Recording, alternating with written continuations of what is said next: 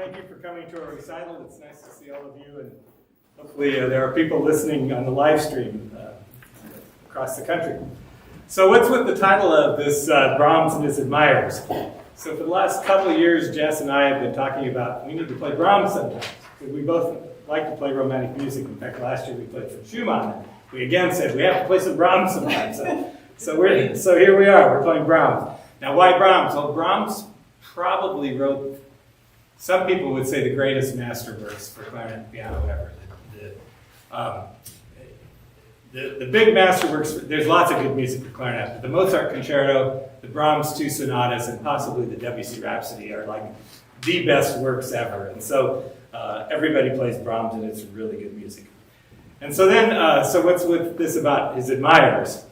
Well, I had been working all summer on a piece by Charles Stanford, who actually idolized Brahms and wrote a lot in the style of Brahms. So I thought, oh, okay, we can put that one in. Then I had to find another composer who idolized Brahms. So I came up with Max Reger, and I'll tell you a little bit more about both of them before we play those pieces. In all, this will be about a 45-minute recital. The first piece is a large piece, about 25 minutes. We'll take a short break, and then a piece that's 8 or 9 minutes, and then a really short, about 3 minutes, but a lot of notes in 3 minutes, that we'll finish with. So in 1890, Brahms had basically retired from composing, said he was basically exhausted his creative energies. And then he went to a music festival in Meiningen, Germany, and heard a clarinetist, Richard Muirfeld, play the Mozart and Weber clarinet quintets, string quartet plus clarinet. He was so captivated by his playing and the sound of his playing that then in 1891 he wrote a trio for clarinet, cello, and piano, which I actually performed here about 3 years ago. And then he also wrote a quintet for clarinet and strings. And then in 1894 he wrote 2 clarinet sonatas. The first one we're going to play tonight, which is in F minor. And they were both premiered together on one concert on January 7th in 1895, so it's just 130 years ago in about another month, right? And at the premiere there's so much acclaim for the performance, and they performed Brahms on piano, Muirfield on clarinet, that they had to play the second movement of this first sonata again as an encore. So the second movement is like the most gorgeous piece ever written in my mind. But I'm only going to play it once. Sorry. No matter how much you clap, I'm only going to play it once. So we'll start with Brahms. We'll play for a while, and then we'll take a about 5-minute break to get our things back together, and we'll come back and play the second half.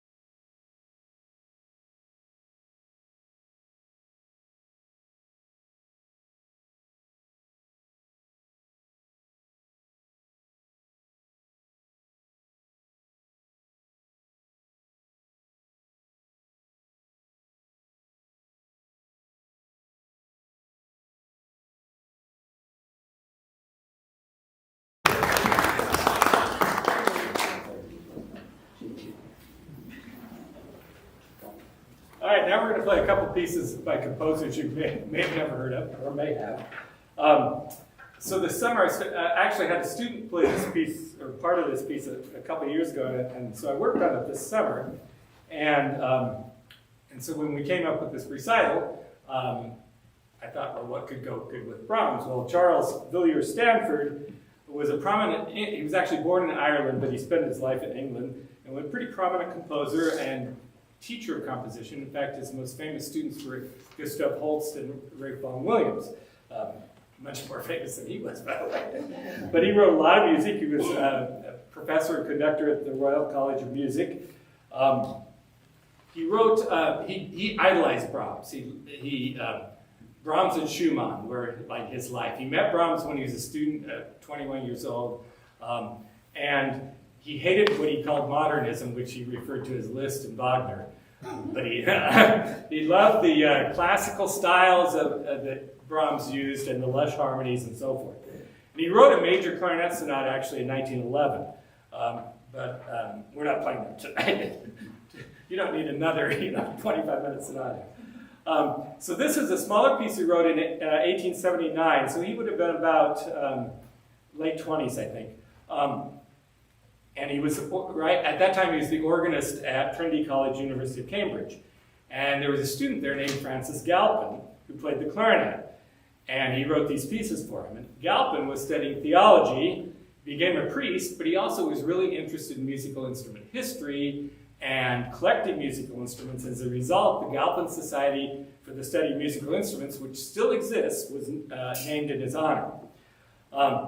As I said, Stanford was pretty skeptical about modernism, classical principles exemplified in the music of Brahms. So you're going to hear straight ternary forms with contrasting themes and all that, but you're also going to hear beautiful melodies, sort of Brahmsian melodies, and even the dance parts in the second movement is reminiscent of Brahms, of even the piece, the dance movement we just played in the last piece.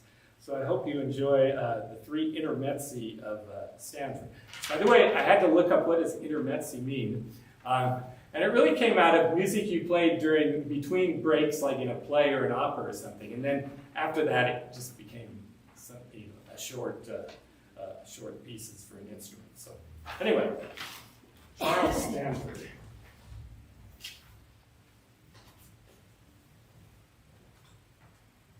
And you might ask why I'm sitting rather than standing, because I really think this is chamber music. And if you notice, Jess had a lot more work in the piece in the last piece than I did. I get to play these beautiful melodies, and she's got to be all over the piano. And all three of these composers were fabulous pianists, and they wrote really hard piano parts. And you're going to hear more of that, especially on the last piece. So I really view this as we're two equals up here, and I'm so happy to be playing with Jess. She's a wonderful collaborator, pianist. So let's stop talking and play, right?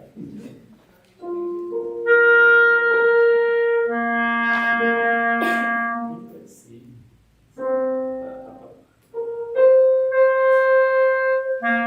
Okay.